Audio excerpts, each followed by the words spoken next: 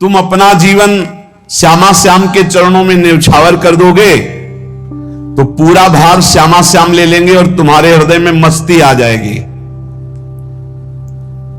शोक विषाद बहुत ध्यान देने योग्य विषय है। तभी लोगों को ऐसा लगता है कि ऐसा कैसे हो सकता है। भक्त के चरित्रों को जब सुनते तो लगता है ऐसा कैसे हो सकता है, ऐसी परिस्थिति में भी ऐसा कैसे हो सकता है। क्योंकि तुम मानसिक बुद्धि से युक्त हो और वो भागवतिक स्थिति से युक्त है, इसलिए तुम उसको पार पा ही नहीं सकते। जब तुम अपना जीवन श्यामा श्याम के चरणों में समर्पित कर देते हो हृदय से, फिर उनकी कृपा से सब विघ्न दूर हो जाते, एक अपार मस्ती रहती है। नहीं तो शोक विषाद दुख क्लेश कष्ट संताप भय उद्वेग ये सदैव सताते रहते हैं। इसी से डिप्रेशन होता है। बार बार नकारात्मक चिंतन शोक विषाद दुख चिंता क्लेश संताप भय उद्वेग यही पूरे मानसिक स्तर को नष्ट कर देते हैं। उत्साहहीन जीवन हो जाता है। जब तुम श्यामा श्याम को समर्पित हो जाते हो तो ये सब प्रवेश भी नहीं करते, एक अपार मस्ती बनी रहती है। अब क्या होगा, श्यामा श्याम जो करेंगे वही होगा। श्यामा श्याम पता नहीं कैसा करे, नहीं वो सदैव मंगल भवन है, वो जो करते महामंगल होता है। यह निश्चय उपासक के हृदय में आ जाना चाहिए। इसलिए अपना सारा मन सारी बुद्धि सारा जीवन प्रत्येक श्वास प्रभु को अर्पण कर दो, फिर देखो तुम निहाल हो जाओगे। दुख शोक विषाद क्लेश कष्ट संताप भय उद्वेग ये उसी को व्यापते हैं जिसने अपने जीवन को प्रभु के चरणों में अर्पित नहीं किया। इसलिए तुम अपना सारा मन सारी बुद्धि सारा जीवन प्रत्येक श्वास केवल प्रभु को अर्पित कर दो, फिर देख लेना। श्वास कैसे अर्पित की जाती, राधा राधा राधा। बुद्धि कैसे अर्पित की जाती है, एकमात्र निश्चय कि भगवत सुख ही सुख है। ये जागतिक सुख सुख नहीं, ये दुख है, ये ऐसा दलदल है जिससे आज तक कोई नहीं निकल पाया। सारा मन हम मन से केवल प्रभु का मनन करें, बार बार मन को संसार से हटा के नाम में रूप में लीला में धाम में लगाएं। बहुत प्रसन्नता हो जाती है उस उपासक के हृदय में जो अपना मन बुद्धि प्रभु के चरणों में अर्पित कर देता है। भगवान ने तो इसको बहुत उत्तम स्थिति बताया है कि मेरे से कभी वो अलग हो ही नहीं सकता यदि मन बुद्धि अर्पित कर दिया। मयि वो मन आधत्स्व मयि बुद्धि निवेश है तो निवश्य मयि एव अत ऊर्ध्वं संशया। बिल्कुल संशय नहीं, वो मेरे में ही निवास करेगा जिसने मन और बुद्धि अपनी मेरे में अर्पित कर दी। बहुत प्रसन्नता रहेगी उस उपासक के जीवन में जो अपने आप को मन बुद्धि सहित प्रभु के चरणों में समर्पित कर दिया है। भगवान का आश्रय लेने वाले की पहचान है हर परिस्थिति में प्रसन्न रहना। देखो आप भगवद आश्रित हो कि नहीं, देखो अनुकूल परिस्थिति में तो सब प्रसन्न रहना, लेकिन प्रतिकूल परिस्थिति में प्रसन्न रहना यह भगवान के भक्तों का लक्षण है। हर परिस्थिति में प्रसन्न रहना यह भगवान के भक्तों का लक्षण है। आनंदगन भगवान का आश्रय मिलते ही आनंद छा जाता है हृदय में। उनके पास आनंद का अभाव होता ही नहीं है। जैसे सूर्य का प्रकाश उदय होते ही सूर्य का प्रकाश संपूर्ण अंधकार को नष्ट कर देता है, ऐसे ही भगवान का संपूर्ण आश्रय लेते ही सब दुख चिंता शोक नष्ट हो जाते, आनंद ही आनंद। तुम भगवान के मंगलमय रूप को नहीं जानते हो, पर उनके मंगलमय भाव को विधान को मानना शुरू कर दो। जो भी होता है मंगलमय होता है। हमने जीवन में देखा है, अगर इधर कोई बहुत बड़ा सुख दिया तो देर नहीं लगेगी, 24 घंटे नहीं व्यतीत होंगे और ऐसे दुख दे देंगे, जिससे दोनों का समान भाव रख करके ना दुख में तुम भूलो प्रभु को, ना सुख में भूलो, सीधे भगवत मार्ग में चल। पूरे जीवन की बात देखा है। भगवान के मंगल विधान में सदा सर्वदा सुख ही सुख है, इस बात को मान के प्रसन्न हो जाओ। जब भगवान का भजन करने वाले की तन्मयता बढ़ती है भजन में, तो द्वेषी जन अपने आप तैयार हो जाते हैं। भक्त कभी किसी से द्वेष नहीं करता, अपने आप वो द्रोह करने लगते हैं। तो नरसिंह मेहता जी से बहुत गांव के कई लोग थे जो जलते थे, ऐसे जलते थे कि अब क्या करें, कैसे मिटा दे नरसिंह मेहता जी को। उपाय तो मिल नहीं रहा था। तो एक दिन संतों की मंडली आई और उन्होंने कहा कि हम रास्ते में कोई चोर आदि धन ना ले ले, इसलिए यहां से किसी की हुंडी चलती है क्या द्वारिका में? पहले ऐसा था। बोले हाँ हाँ, हमारे यहां बहुत बड़े सेठ हैं नरसिंह मेहता जी, पर आप कहोगे वो मना कर देंगे। कई बार कहोगे, अगर वो स्वीकार कर ले तो वहां। और उनका लक्ष्य था कि नरसिंह मेहता जी की तो खाने की भी सुविधा नहीं थी, हुंडी कहां की बात आई। उनका था कि जब वो ना कहेंगे तो संतजन नाराज हो जाएंगे, अगर हां कह दिया तो वहां हुंडी चुकेगी नहीं, तो संतजन अपने आप इनको शाप दे देंगे, अपराध बन जाएगा, ये नष्ट हो जाएंगे। संतों को भेजा नरसिंह मेहता जी ने, सबकी दंडवत की, चरण पखाड़े। उनका ये इतना रुपया है, द्वारिका में साधु सेवा हम करेंगे, वहां तुम्हारी हुंडी चलती है, तो आप अरे उनका आप कहां भूल रहे हो, यहाँ खाने की भी व्यवस्था।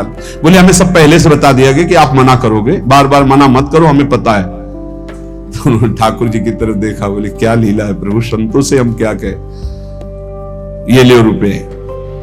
उस समय स्वर्ण की मोहरें चलती थी, बेच के बाजार से खूब उन संतों को पवाया, उन्हीं संतों की सेवा की। और उनका अपने सेठ का नाम तो बताओ जहां हमें जाके हुंडी मिलेगी। सेठ सावल शाह सेठ।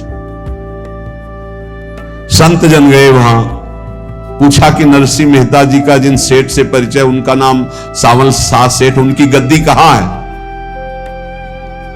तो जो कुछ भक्त थे वो द्वारिकाधीश की तरफ संकेत करते कि वही है।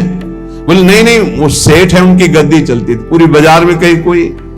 अब संत जन एकांत में होकर के बहुत विचलित हुए, क्या हमारे साथ धोखा हुआ? नरसिंह मेहता जैसा संत क्या धोखेबाज हो सकता है? देखो संशय तो बहुत विचित्र होता है, बड़े बड़ों को संशय हो जाता है। जब भगवती सती जी को संशय हो गया, राम जी को हे खग हे मृग हे मधुकर श्रेणी ऐसा पूछते हुए कि सच्चिदानंद कैसे हो सकते, तो किसी को हो सकता है, क्योंकि वो बुद्धि की अधिष्ठात्री देवी है। जो ही उनके मन में ऐसा आया कि क्या हमारे साथ धोखा हो रहा है, इतने में ही देखा जय हो सावल शाह सेठ की। वो कहा सावल शाह सेठ, तो देखा बढ़िया मुनीम जी उनके साथ, और सेठ बस्ता लिए हुए मुनीम जी, सरकार इधर से चलो। तो कहा सावल शाह सेठ आपका नाम है? संतों ने कहा। बोले हाँ। बोले नरसिंह जी? हाँ। बोले आपकी हुंडी आ गई है। हुंडी एक कागज में लिखा कि ये हमारे सेठ जी को दे देना। वैसे लोग मुझे माखन चोर कहते, कोई कुछ कहता, लेकिन आपने सेठ बना दिया। जब आपने सेठ बना ही दिया तो आप कभी परवाह मत करना दो, और ये सेवक आपकी सेवा में सदैव तत्पर है। भगवान ने ऐसा लिखा। जो भगवद आश्रित है, एक बार ये चलता रहता है, जो संत जन होते हैं उनके विरोधी अपने आप बन जाते हैं, किसी से कोई मतलब नहीं, अपने आप विरोधी बन जाते हैं। कबीरदास जी का पूरी काशी में यश था। भजन करने वाले महापुरुषों का यश बढ़ता है जब, तो जो भजनहीन होते हैं उनके हृदय में जलन पैदा हो जाती है, और उनको विविध प्रकार से फंसाना चाहते हैं, उनको कष्ट देना चाहते हैं। तो कबीरदास जी के यश को धूमिल करने के लिए कुछ ब्राह्मणों ने एक रचना रची, मूड़ मुड़ा के कबीरदास जी के शिष्य बन करके पूरी काशी के सब आश्रमों में निमंत्रण दे आए। कल भंडारा है, संत सेवा है, सबने स्वीकार किया। कबीरदास जी अपनी दिनचर्या करके निकले तो संत मंडली आने लगी। बोले कै बजे सेवा है? साधु सेवा। बोले कौन सी साधु सेवा? बोले कल आपके शिष्यजन निमंत्रण दे के आए, पूरी काशी के सब संत आ रहे हैं। कबीरदास जी ने कहा यहां तो एक की भी व्यवस्था नहीं, पूरी काशी के संत आ रहे। अच्छा समझ में आ रहा है, लीला बिहारी तुम लीला करना चाहते हो। गए अपना निकल गए गंगा किनारे, एक झाऊ के नीचे बैठकर अपना भजन ध्यान में मगन है। 11-12 बजे तो उन्होंने देखा संतों की मंडली काशी तो बहुत। कबीरदास जी ने देखा कि आश्रम की, तो बोले पता नहीं क्या होगा, चलो चलते हैं। तो ऐसे गमछा वस्त्र करके ऐसे डालकर मुंह ढक करके, वहां बड़ी बड़ी पंगत लगी थी। कबीरदास जी सबको पाओ जी पाओ, कबीरदास जी के रूप में स्वयं भगवान पाओ जी। कबीरदास जी ने कहा अच्छा, जब स्वामी परस रहे तो हम भी बैठ के पा ले। तो जब उसी पंगत में बैठ गए अपना कपड़ा ढक करके, और जब मोहरे की दक्षिणा दे रहे थे सब लोग कि वाह कबीरदास जी ने आज तो साधु से, सबको जब कबीरदास जी के सामने आए तो ऐसे मुंह ढके, बोले देखो जो मेरा होता है उसे मुंह छुपाना नहीं पड़ता, मुंह ढकना नहीं पड़ता, लो दक्षिणा, तुम भी दक्षिणा लो। कबीरदास जी को कबीरदास जी दक्षिणा दे रहे, वो कबीरदास जी है भगवान, और ये पाले वाले कबीरदास जी है भगवान के जन। कभी भगवान अपने, अरे जमाने जोर लगा ले, कितना जोर लगाएगा, भक्त और भगवान का झंडा कभी न झुकने पाएगा। बिल्कुल चिंता शोक भय उद्वेग रहित जीवन भगवद आश्रित, तुम भगवान के मंगल विधान में सदा सर्वदा प्रसन्न रहो। अब ये विचार कर लो कि भगवान जो करेंगे तुम्हारा मंगल करेंगे। अब थोड़ा ऐसा बीच में लगता है कि अमंगल हो रहा है क्या, लेकिन पक्का समझो बहुत बड़ा मंगल उनका विधान होता है, बहुत ही उत्तम मंगल होता है भगवान के शरणागत का। भगवान हमारे विचारों वाले नहीं हैं, हमारे विचार प्राकृतिक है, भगवान के विचार चिदानंदमय हैं। वो अपने विचार से हमारा मंगल करते हो, हम अपने विचार से मंगल चाहते हैं।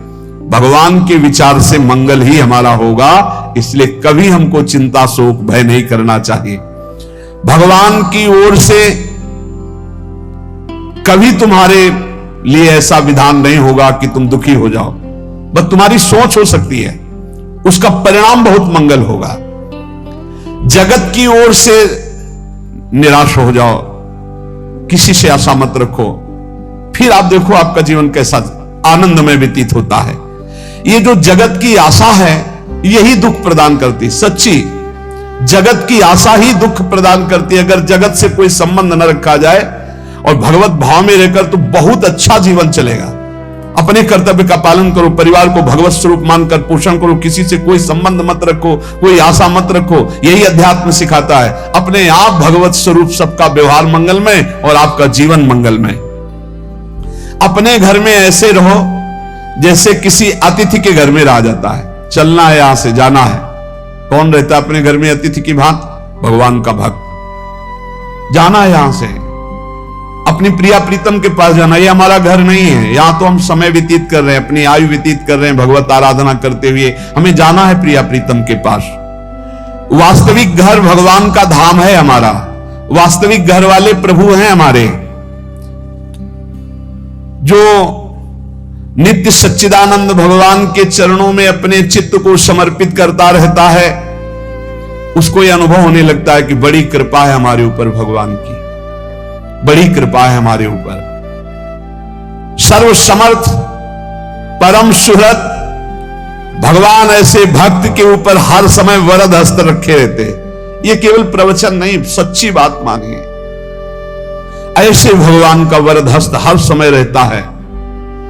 जब भगवान की छत्र छाया में भक्त अपने को देखता है तो आसपास घोर विपत्तियों का भी समुदाय हो तो भी वो आनंद में मगन रहता है।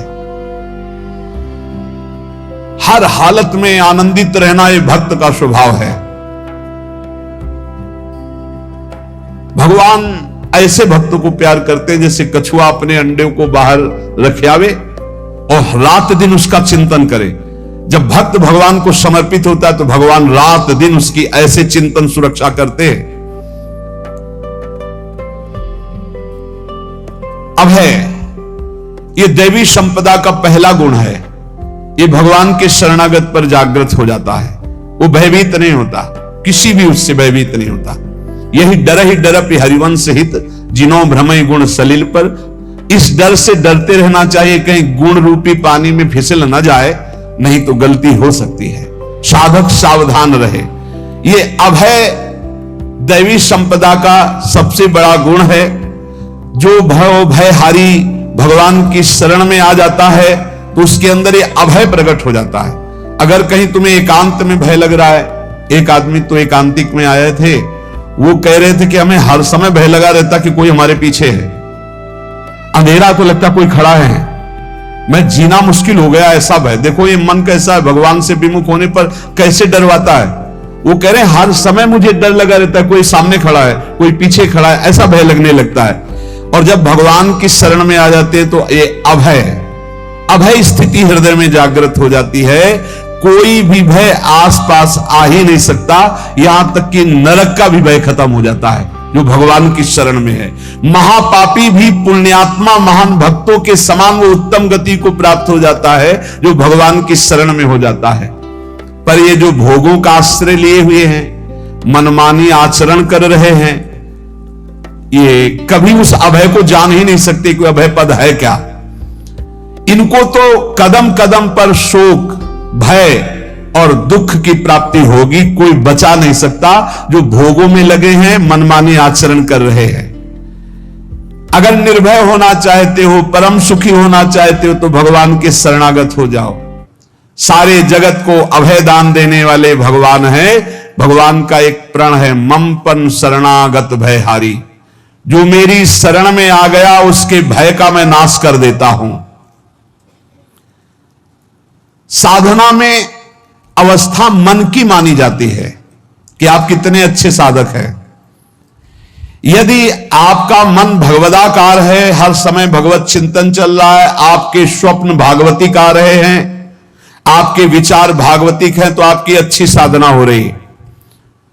और यदि आपके स्वप्न गंदे आ रहे हैं, क्योंकि स्वप्न में मन का ही सारा खेल होता है, और आपकी चिंतन वृत्ति वासनात्मक चल रही, तो अभी साधना का प्रभाव मन पे नहीं पड़ा है। जिसका मन हर समय भगवत चिंतन करता रहता है, वो जीते जी जीवन मुक्त हो जाता है, अनुभव होता है। जैसे किसी ने कहा कि हमें कैसे पता चलेगा कि हमारा काम हो गया है, तो जैसे आप भोजन पा लेते हैं तो किसी दूसरे से गारंटी थोड़ी लेनी होती कि हम छक गए हैं क्या, आप जरा बताना हम छक गए हैं क्या। नहीं, अपने हृदय में आ जाता है कि अब मैं तृप्त हो गया। ऐसे ही अपने हृदय में आ जाता है कि मेरा काम हो गया, अब मेरा जन्म नहीं होगा। ये हृदय में आ जाता है, अपने आप अनुभव में आ जाता है। जब स्वरूप बोध होता है तो किसी और से सलाह थोड़ी लेनी होती है, वो अपने आप अनुभव में आ जाता है। हां, यदि गुरुदेव का वर्ण नहीं किया है तो फिर आपको किसी न किसी गुरु से प्रमाणित करवाना पड़ेगा। और अगर गुरुदेव का वर्ण किया है तो वही मंत्र, वही नाम, वही गुरु शरणागति आपको अंदर से पुष्ट कर देगी कि आपका काम हो गया है। विषय चिंतन करता हुआ मन विषय आसक्ति को प्राप्त होता है। विषय आसक्ति को प्राप्त हुआ मन बार बार जन्म मरण और नरक को प्राप्त होता है। बस ये विषय चिंतन हटाना ही प्रमुख कर्तव्य साधना का है। बार बार मन को विषयों से हटा करके प्रभु के नाम में लगाओ, प्रभु के रूप में लगाओ, प्रभु की लीला में लगाओ। 3 प्रकार का चिंतन होता है।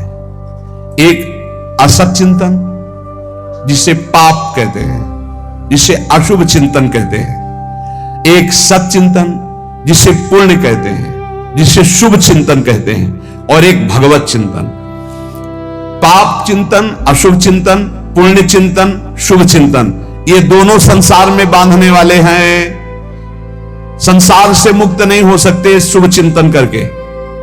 पुण्य का प्रताप आपको देवलोक आदि के भोग भुगा सकता है, भगवत प्राप्ति नहीं। लेकिन भगवत चिंतन से आपके शुभ अशुभ दोनों का नाश होकर भगवत प्राप्ति हो जाएगी।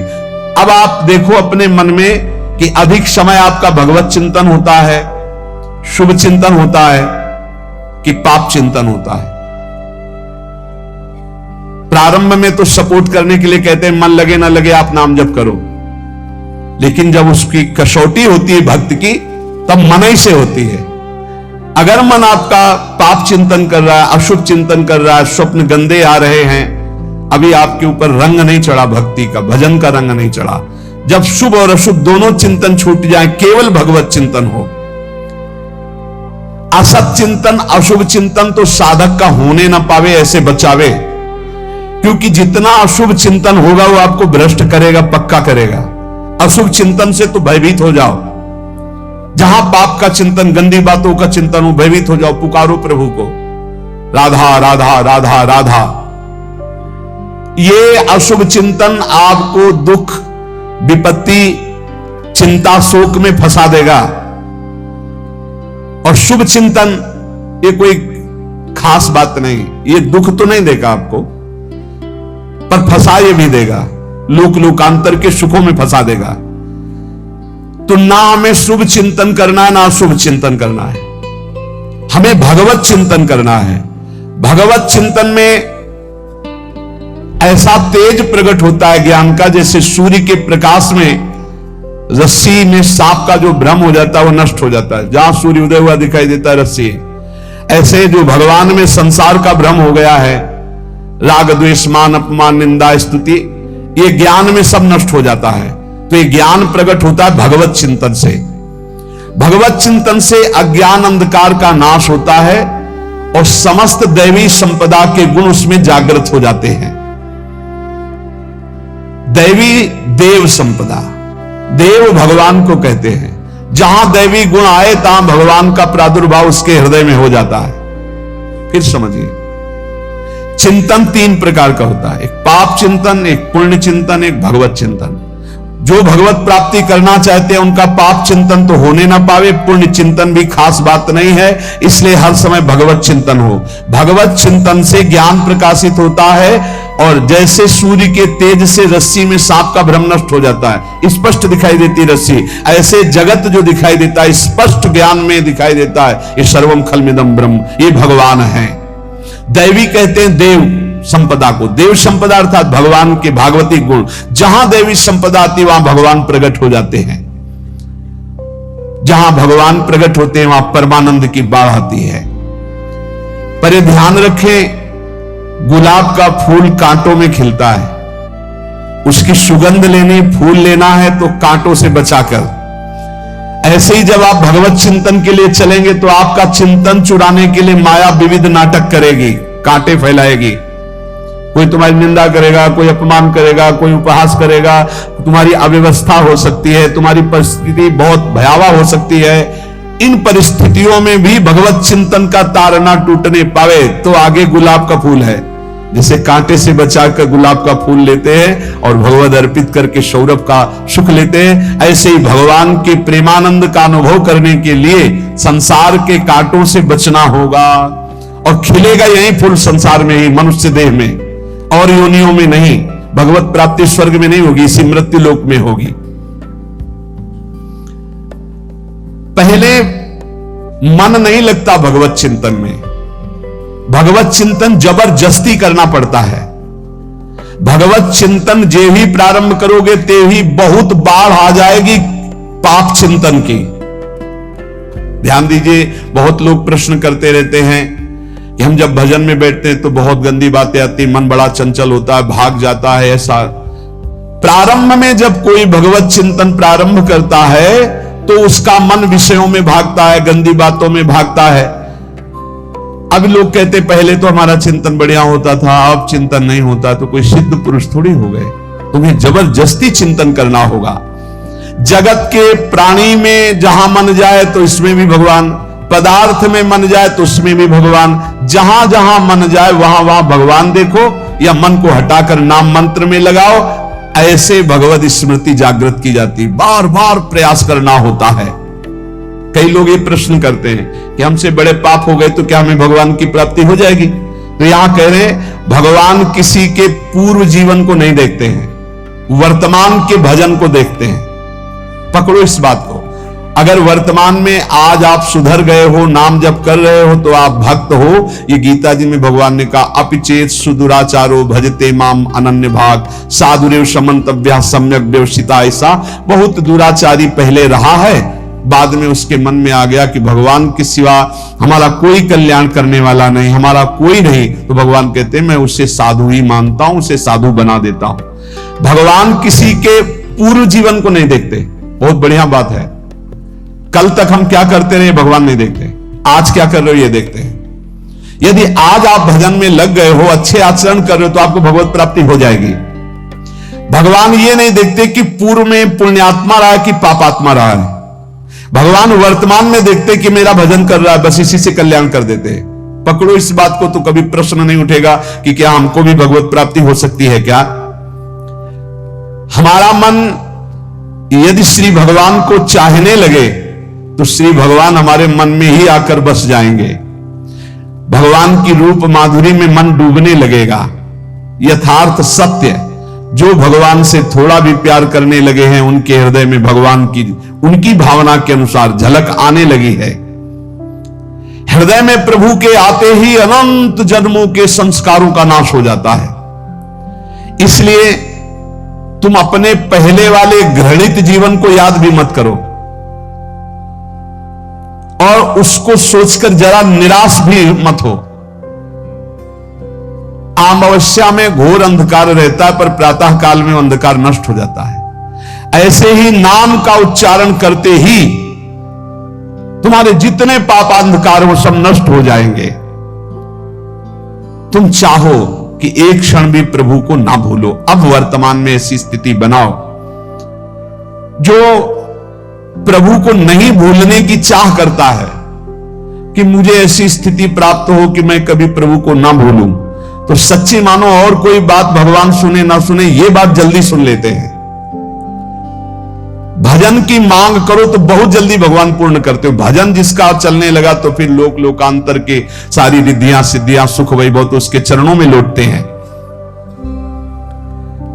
जब हम प्रभु से प्रभु का स्मरण न मांगकर भोग मांगते हैं तभी हमारा भजन रुक जाता है, भजन नहीं चल पाता। यदि हम प्रभु से केवल भजन मांगे तो विश्वास करो ब्याज में सब हो जाएगा। मूल भजन तो आपका बचेगा ही, ब्याज में लोक लोकांतर के भोग आपके चरणों में लुटते घूमेंगे। आप भजन करके तो देखो। अरे घिघियाने की जरूरत नहीं, किसी से मांगने की जरूरत नहीं, भजन करके देखो, सब ठीक हो जाएगा, सब अपने आप बन जाएगा। हम बहुत बड़ी भूल कर देते हैं कि थोड़ा भजन करके प्रभु से कुछ सांसारिक वस्तुएं, स्थितियां, परिस्थितियां बदलने की मांग कर लेते हैं, जिससे भजन छूट जाता है। यदि हमारा भजन प्रतिपल होने की भावना बन जाए और प्रतिपल होने लगे तो चलत चितवत दिवस जागत शुपन सोवत रात हृदय तेवह श्याम मूर्ति छिन नैत उत जात।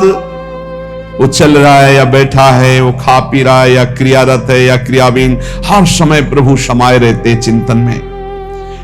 प्रभु के स्मृति चिंतन के समान अध्यात्म की कोई बड़ी स्थिति नहीं है, इससे बड़ी कोई स्थिति नहीं। हर समय प्रभु का अखंड चिंतन चल रहा है। परंतु ये उन्हीं को प्राप्त होता है जो प्रभु से और कुछ न मांग करके हट करके प्रभु से यही मांगते हैं कि अपना अखंड स्मरण दीजिए। ध्यान दीजिए, अखंड स्मृति से बढ़कर कोई स्थिति नहीं है। ये हम कई शास्त्रों में, महापुरुषों के वचनों में ये बात पाई है। अखंड स्मृति, हर समय भगवान के चिंतन में डूबा हुआ, इससे बड़ी कोई स्थिति नहीं। पर ये उसी को प्राप्त होती है जो भगवान से कुछ और ना मांग करके यही मांगता है कि अपना भजन दीजिए, हर समय मैं आपके भजन में डूबा रहूं। प्रभु की स्मृति इतनी महान है कि जिन्होंने बैर भाव से प्रभु का स्मरण किया उनको भगवान की प्राप्ति हो गई। जैसे कंस आदि भगवान से बैर ही तो रखते थे, लेकिन भगवान की स्मृति रहती थी। स्मृति ने उनको भगवत प्राप्ति करा दी। स्मृति में महान सुख है, पर वो जब भक्ति रस से युक्त स्मृति होती तब माधुर्य रस, प्रेम रस का अनुभव होता है। कल्याण तो वैर भाव से स्मरण करने वालों को भी प्राप्त हो गया। यदि आप भक्त हो और ये चाहते हो कि आपकी भागवती की स्थिति बहुत जोर की हो, तो हम आपसे प्रार्थना करते हैं कि रोज प्रभु से एक ही बात मांगिए, मुझे अखंड स्मृति दीजिए। अर्जुन जी को पूरी गीता जी सुनने के बाद यही मिला, नष्टो मोहा स्मृति लब्ध्वा। स्मृति, प्रभु आप हम पे ऐसी कृपा कर दो कि हमारे हृदय में किसी और व्यक्ति, वस्तु, स्थान की स्मृति न रह जाए, केवल आपकी स्मृति रह जाए। ये चाह भगवान बहुत जल्दी पूर्ण कर देते हैं यदि उपासक हृदय से ये बात मांगे। भगवान की कृपा से ही ऐसा हो सकता है कि अखंड स्मृति ये कर्म फल से नहीं मिलती है। प्रभु के प्रति निर्भर होकर जो दैन्यता पूर्वक प्रभु से मांगता है और हर समय अभ्यास करता रहता है भगवत स्मरण का, उसको ये स्मृति मिलती है। और स्मृति मिल गई तो इससे बड़ी कोई स्थिति नहीं, हर समय भगवान का स्मरण। प्रभु से मन प्रतिपल नया नया स्वाद लेकर के आसक्त होता रहता है, नवम नवम। प्रभु कभी बासी नहीं होते। जैसे किसी व्यक्ति को देखो तो देखते देखते मन हट जाएगा कि देख लिया बहुत सुंदर है, ठीक है, लेकिन वो एक दिन मन हट जाएगा। और प्रभु की सुंदरता नवम नवम है, प्रभु के नाम का स्वाद नवम नवम है, प्रभु की लीला का स्वाद नवम नवम है, प्रभु के धाम की शोभा नवम नवम है। जैसे आचार्य महाप्रभु हरिवंश चंद्र जी कहते, नयो नेह नवरंग नयो रस नवल श्याम वृषभानु किशोरी नव पीतांबर नवल चूनरी नई नई बूंदन भींजत गोरी नव वृंदावन हरित मनोहर नव चातक बोलत मोर मोरी नव मुरली जो मल्हार नई गति, सब कुछ नया। तो नवम नवम प्रभु प्रतिपल नवम नवम प्रभु का रूप, प्रियाजू का नवम नवम, अबही और अबही और अबही और है। तो कहते हैं जब मन निरंतर स्मृति में डूबता है तो जब प्रभु की रूप बाधुरी प्रकाशित होती तो ऐसी नवम नवम कि कभी ये नहीं होता कि रूप बासी हो गया, ये वही रूप है जो हमने अभी देखा था, नवम नवम। इसलिए आनंद की उफान आती रहती है उपासक के हृदय में। ऐसी प्रियता, ऐसा आनंद बिना भजन के नहीं अनुभव में आएगा। इसलिए तुम विश्वास करो, तुम्हें बहुत सुंदर सुख मिलने वाला है, आगे अपार सुख मिलने वाला है। ये थोड़ा दुख का समय काट लो, जब तक जीवन है ये दुख सुख की लहर आती रहेगी, आप इसको सह जाओ, आगे बहुत आनंद है, विश्वास मान लीजिए बहुत आनंद है। जो ये विश्वास कर लेता है वो प्रभु के मार्ग में चलकर प्रभु को प्राप्त कर लेता है। नहीं तो इतने रोड़े हैं कि आप ऊब जाओगे, बहुत रोड़े हैं। जो प्रभु के मार्ग में चलता है तो माया के बहुत से पार्षद अपना प्रभुत्व दिखाने उनके पास आते हैं, महिमा अपनी दिखाने, पर वो किसी वस्तु स्थिति अवस्था प्राणी पदार्थ का प्रभाव स्वीकार ही नहीं करता, क्योंकि भगवत स्मृति परायण है, भगवान की कृपा पर विश्वास है, इसलिए उसको कोई फंसा नहीं पाता। वो नित्य निरंतर प्रभु से घुला मिला रहने के कारण उसकी मस्ती में कोई फर्क नहीं पड़ता। माया का प्रभुत्व रखने वाले उसे फंसाने की चेष्टा करते हैं, पर उस पर किसी का असर नहीं होता, वो कहीं लिप्त नहीं होता, वो कहीं दुखी सुखी नहीं होता, वो हर समय प्रसन्न रहता है। तुम देखो हर समय प्रसन्न रहते हो? यदि नहीं तो तुम किसी व्यक्ति वस्तु का आश्रय लिए हुए, प्रभु का नहीं। अगर हां तो हर समय प्रभु का स्मरण चलना चाहिए, हर समय प्रभु के आश्रित हो, फिर देखना ये आनंद, ये प्रसन्नता क्या रूप रखती है।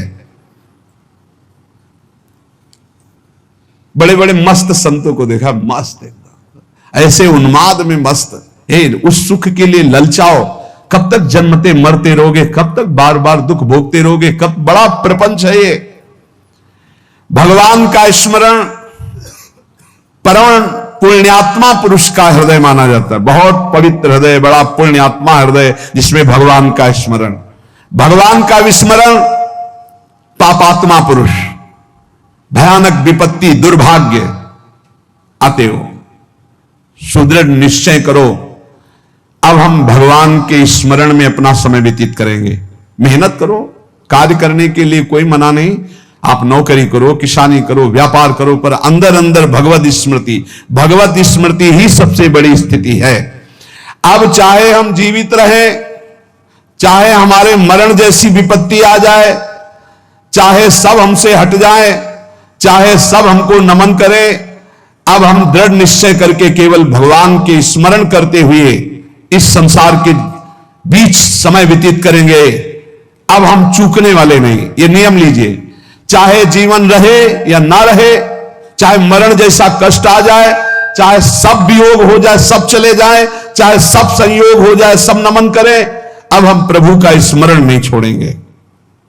जो ऐसा निश्चयी होता है, दृढ़ निश्चयी, उसके अंदर दृढ़ विश्वास, तो उसके हर समय भगवान की स्फूर्ति होती रहती है।